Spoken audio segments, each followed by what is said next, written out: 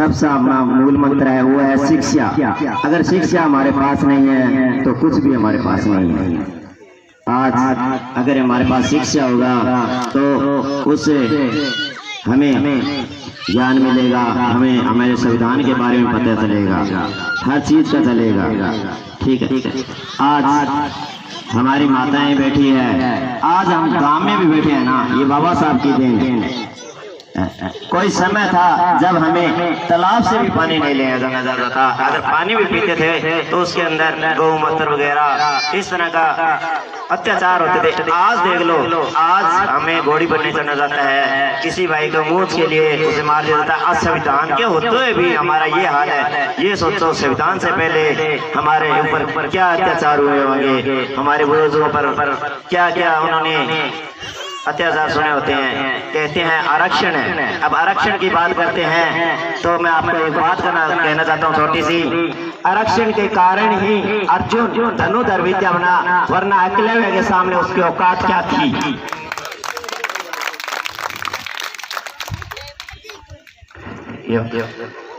हमारे बाबा साहब ने हमारे लिए रो दिया, बहुत कुछ किया। आज बाबा साहब, आप जैसे मैं थोड़ा सा कहना चाहता हूँ, माफी भी मांगना चाहता हूँ। ये जो मूर्ति बनाई गई है एक तरीके से देखिए ये गलत है। बाबा साहब ने उस तरह हाथ नहीं किया था। बाबा साहब का था इस तरह कि आप संविधान संसद की ओर चलो, और उनका मात्र ध्यान था कि आप पढ़ो और संसद की तरफ जाओ। मान्यवर काशीराम जी एक बात कहते थे कि आप चुनाव लड़ो, आप जीतो या ना जीतो, लेकिन आप में परिवर्तन होना जरूरी है। हमारे समाज को आगे बढ़ाने के लिए हर दिन हर रोज हमें परिवर्तन करना होगा, समाज को आगे बढ़ाना होगा, बच्चों को शिक्षित करना होगा। ठीक है, बच्चों को बढ़ाना होगा। शिक्षा वो शेरनी का दूध है, जो पिएगा वो दहाड़ेगा। इसलिए पहले माताओं को अब कहते हैं कि सभी कहते हैं कि माता सरस्वती थी, वो विद्या की देवी है। लेकिन मैं एक छोटी सी बात कहना चाहता हूँ, 250 साल पहले सरस्वती माता किसी महिला की जीवा भर नहीं थी जो कोई भी पढ़ी लिखी नहीं थी। असल माने तो शिक्षा की माता सावित्रीबाई फुले थी, जिन्होंने खुद ने पढ़ाई की और 1948 के अंदर पहला स्कूल खुला, पहला बालिका स्कूल खुला, कन्या स्कूल खुला, वो 1848 के अंदर खुला था। इसलिए शिक्षा की जो देवी थी माता सावित्रीबाई फुले थी इन बच्चियों के लिए। आज हमें छोटे छोटे बच्चे हैं, इनको तो पता ही नहीं होगा कि सावित्रीबाई फुले थी, क्योंकि उनके बारे में यहाँ पे इतिहास बताए ही नहीं जाते हैं, उनके बारे में कोई ज्ञान दिया ही नहीं जाता है। संविधान है, संविधान के बारे में बुक में अंदर दिया ही नहीं जाता है, तो कहाँ से इनको पता चलेगा। इसलिए सभी से तहे दिल से मैं कहता हूँ जय भीम, जय भारत, नमो बुद्धाय। Doctor B.R. अम्बेडकर की मूर्ति को तहे दिल से हार्दिक भावना से अभिनंदन और सम्मानित मंच, नन्हे मुन्ने बच्चे, मातृशक्ति और आज इस धाम 3 तिथि में आयोजन करता का मैं बहुत बहुत आभार व्यक्त करता हूँ, जिन्होंने अपने अमूल्य समय में से समय निकालकर ये आयोजन किया और आप लोगों को इसके बारे में जागरूक किया। मेरे से पूर्व वक्ताओं ने सब कुछ कह दिया, मैं फिर भी वो शब्द कहूँगा जो आपके और हमारे जीवन में डॉक्टर B.R. अम्बेडकर ने जो आयाम दिए, 2 सोपान दिए, हम उन्हीं का अनुसरण करते हुए आगे बढ़े तो हमारे जीवन में एक इस प्रकार की जीवन शैली, रहन सहन, सामाजिक समझता, शिक्षा और भेदभाव मिटाने की शक्ति उत्पन्न होगी। अभी बात आई थी कि बाबा साहब की उंगली ऊपर है। ये बिंदु शिक्षा का बिंदु है। बाबा साहब ने जो उंगली कर रखी है वो शिक्षा का बिंदु है। जब बाबा साहब ने संविधान लिखा तब उनकी उंगली ऊपर थी, क्योंकि पूरे भारत में, अखंड भारत में एक संविधान है और इस संविधान के तहत पूरा भारत की सरकार चलेगी और शासन चलेगा। दूसरी बात थी उंगली से सारा, वो संविधान बाबा साहब के हाथ में और सामने संसद भवन है। उस संसद भवन की ओर इशारा करते हैं कि हम लोग एक दिन उस संसद पर अपना अधिकार जमाएं। तो ये तो शिक्षा के तहत ही हम आगे बढ़ सकते हैं, जिसका उदाहरण कुछ वक्ताओं ने पहले दिया। बाबा साहब की जीवनी के बारे में, उनके अथक प्रयास और अटल विश्वास, दृढ़ निश्चय के साथ उन्होंने शिक्षा ग्रहण की और शिक्षा के अंदर उनके कितने अवरोध आए, यहाँ तक कि उनको शिक्षण कक्षा में नहीं बैठा जाता था। जहां बच्चे जूते खोलते थे, उन जूतों के पास बैठकर भी उन्होंने शिक्षा ग्रहण की। लेकिन आज हमारे पास उनकी दी हुई ताकत, उनकी दी हुई सामाजिक समरसता और अधिकार हम ग्रहण करके अगर शिक्षा की ओर बढ़े तो हम एक ऊंचाइयों पर छू सकते हैं। ये था शिक्षा का। अब संविधान के अंदर जो हमें समानता का अधिकार है, स्वतंत्रता का अधिकार है, धार्मिक स्वतंत्रता का अधिकार है। स्वतंत्रता के अंदर हम स्वतंत्र हैं कि किसी भी क्षेत्र में, किसी भी शिक्षा प्रणाली में हम अपनी निष्ठा और कार्य प्रणाली के द्वारा शिक्षा ग्रहण कर सकते हैं। धार्मिक स्वतंत्रता के अंदर आज सिख धर्म के अंदर जो कृपाण रखने का अधिकार दिया गया है, वो धार्मिक स्वतंत्रता के तहत डॉक्टर B.R. अम्बेडकर ने संविधान में लिखित भी उनको दिया है। 6 इंच से अगर बड़ा कोई चाकू रखता है तो कानून अपराध है, लेकिन धार्मिक स्वतंत्रता के तहत उनको ये कृपाण रखने का अधिकार दिया गया। तो ये अधिकार थे। दूसरा, शिक्षा संचित। अगर हम शिक्षा ग्रहण करने के बाद संगठित हैं, जो इनका इशारा संसद भवन की ओर था वो संगठित करने का इशारा था।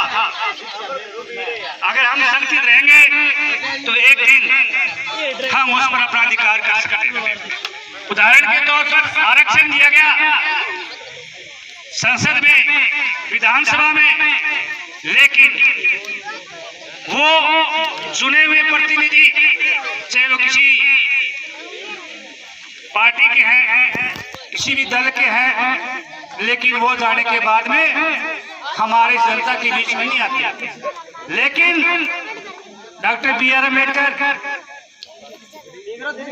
जितेंद्र जी ने बताया कि बड़े बूट सूट के साथ टाई और वो अपने दलित समाज में घूमते थे, तो ही उनका लोग और हम याद करते हैं।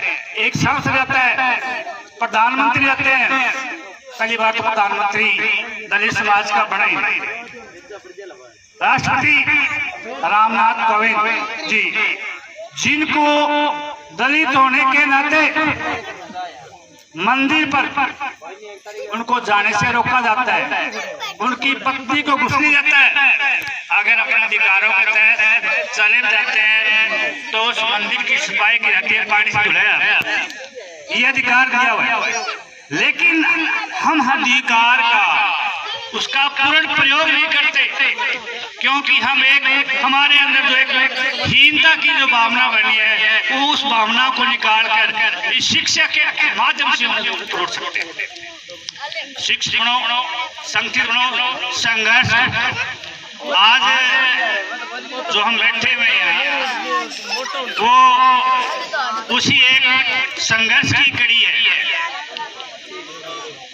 इस आयोजन के कार्यकर्ता ग्रामीण युवा और मातृशक्ति जो आज अटल रूप से यहाँ विराजमान है, ये प्रदर्शित करती है कि हम कुछ संगठित हो रहे हैं, संगठित हो रहे हैं। तो ये 3 बिंदु थे, इन 3 बिंदु को अगर हम मान लेते हैं, इनका अनुसरण करते हैं, तो हम अपने जीवन में कामयाब और आने वाली पीढ़ी को भी कामयाब कर सकते। अब बात रही, इसके अलावा कुछ बिंदु थे कि हमारे जो लोग हैं, जितेंद्र जी ने कहा कि राम की मूर्ति, लक्ष्मण की मूर्ति या किसी देवी देवताओं की मूर्ति, उसके आगे हम नमन करते हैं, वो जिनका अधिक और प्रभाव वो इन बहुजन समाज का होता है। छोटा सा उदाहरण देता हूं मैं। जब भी अभी कल या परसों की कल की बात है, चारना धाम में हनुमान जी के मंदिर पर हनुमान जयंती पर इतने लोग इकट्ठे हुए, ये होते आ रहे हैं, झंडियां लेकर जा रहे हैं, छोटे छोटे बच्चे, लड़कियां, बूढ़े, जवान, उसमें अब कोई। तो उनका उद्देश्य ये नहीं है कि हम मंदिर में जा रहे हैं, हनुमान जी की उपासना में जा रहे हैं। उनका उद्देश्य एक ही है कि हमने भ्रमण करना है, न कि उनको पता नहीं हनुमान जी के बारे में। तो जब तक हम इस अंधविश्वास से, देवी देवता है या नहीं है, मैं उस पर कटाक्ष नहीं करना चाहता, लेकिन जब हम इस अंधविश्वास से छुटकारा नहीं पाएंगे, तब तक हम आगे बढ़ नहीं पाएंगे और न ही हम अपने परिवार का, समाज का और देश का विकास कर सकते। इसके बीच में मैं आपको एक छोटा सा उदाहरण बताऊंगा। हकीकत है ये, काफी समय की बात है। गांव में एक बड़ा व्यक्ति कह सकते हैं जिसके पास अधिक जायदाद थी, धन था, दौलत, जमीन थी। तो उस लड़के ने की शादी एक पढ़ी लिखी लड़की के साथ हो गई। अब वो लड़की पढ़ी लिखी थी, विद्वान थी और अंधविश्वासों से दूर थी, लेकिन उनके घर के अंदर अंधविश्वास का छाया था, अंधविश्वास से घिरे हुए थे। तो देखते हैं अपने गांव के अंदर पंडित जी आते हैं, बाल्टी रखते हैं या जो भी रखते हैं, गांव गांव डोर टू घर घर घूमते हैं और वो बूढ़ी औरतें तो उस पंडित जी से पूछते हैं, लेकिन पंडित जी पढ़ा लिखा नहीं है, कैसे है का उसे ध्यान नहीं है, लेकिन उसे हाथ धोते हैं, पैर धोते हैं।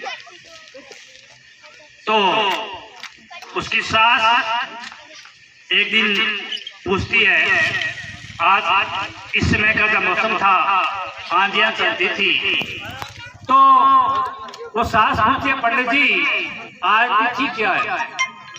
अब पंडित जी बोले, आज तो माई मैं देख ही नहीं आया। तो क्या बताओ कभी देख क्या? तो पास में उसका घर था, चला गया। और वो तिथि कैसे देखता था? उनके ऊंट थे घर के अंदर, और वो उनके पास में एक गड्ढा खोद रखा था। तो उस गड्ढे में वो क्या करता, उस ऊंट की एक जो अपने मेंगनी बोलते हैं, उस मेंगनी को एक डेली डाल देता था।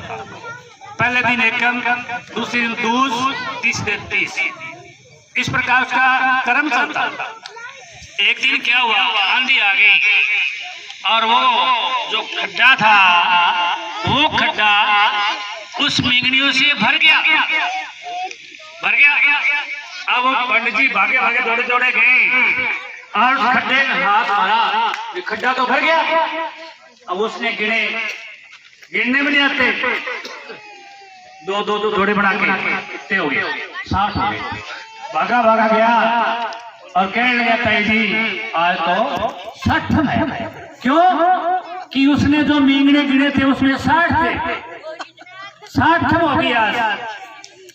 तो वो अब हो पीछे से बोलती है, कह माता जी 60 तो कभी होती ही नहीं है, 60 तो कभी हुए को नहीं।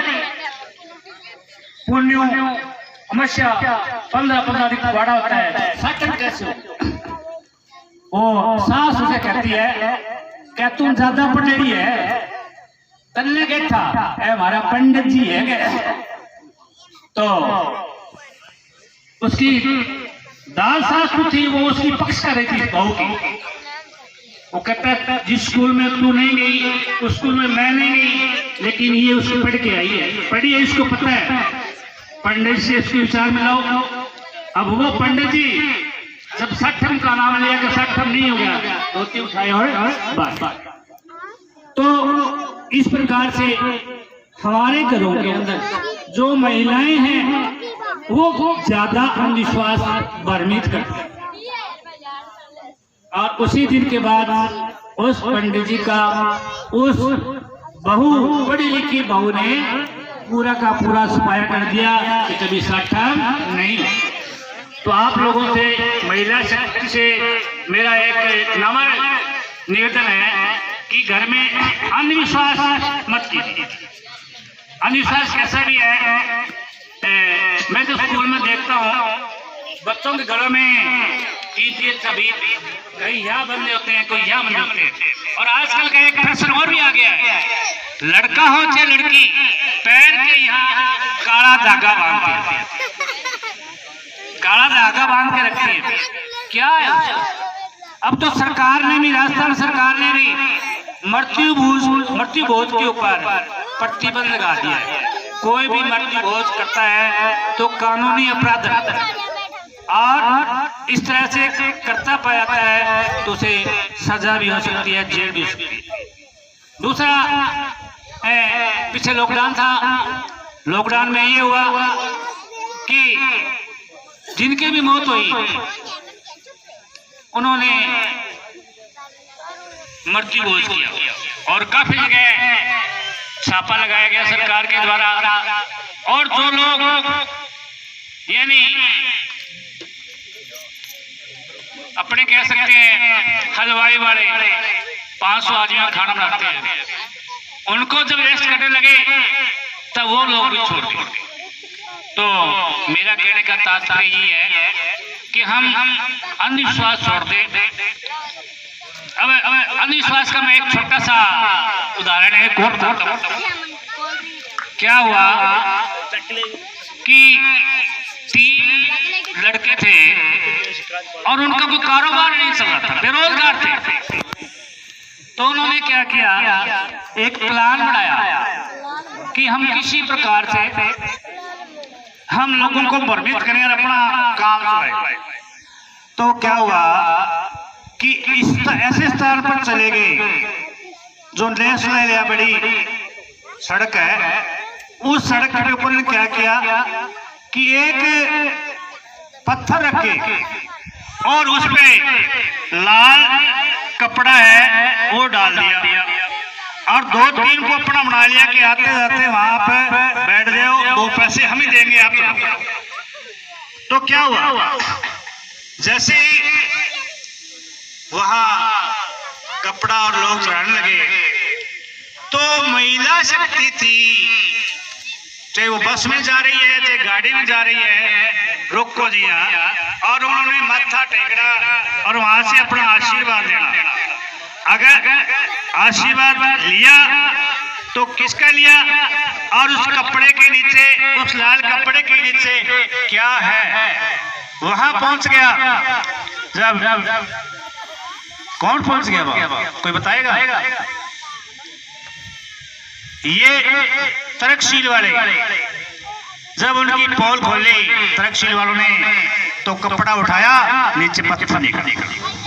तो मैं ज्यादा टाइम नहीं लेते हुए आपसे यही आग्रह करूंगा कि अपने बच्चों को शिक्षित करो, सबसे बड़ा ध्येय यही है। और शिक्षित करने के बाद उनको नौकरी की तलाश में नहीं, क्यों कि आज ऐसा समय है कि नौकरी की दौड़ में अगर 2 सीट आती है तो वहां 2 लाख कैंडिडेट पहुंचते हैं। दूसरा कारण ये भी है कि आज ऐसी स्थिति है कि जिनके पास पैसे हैं या उनकी राजनीतिक पहुंच है तो वो लोग किस प्रकार के हथकंडे बनाते हैं, चाहे पेपर लीक करते हैं, चाहे पेपर निकालते हैं और उन पेपरों को बेचते हैं। तो हम इस पे विश्वास लेकर के शिक्षित करना जरूरी है। शिक्षित करके आप नौकर क्या करें, नौकर न बने, आप दूसरों को नौकरी दे, तब तो आप है शिक्षित, वरना आप वो शिक्षित है बेरोजगार की लाइन में। और जब बेरोजगार की लाइन में रहेंगे, 40 की और आयु हो जाएगी, सरकार कहेगी अब तो आप अपनी आयु पार कर चुके। तब वो क्या करेंगे, फिर वो हथकंडे अपनाएंगे। कौन से हथकंडे, चोरी करना या किसी पत्थर पे लाल कपड़ा डालना, इस प्रकार के लाओ यही काम करेंगे, अन्य कार्य करने में सक्षम हुए। तो मैं इसी के साथ अपने विराम देते हुए आपसे एक आग्रह करूंगा, मैं बोलूंगा जय भीम, आप बोलोगे जय संविधान, जय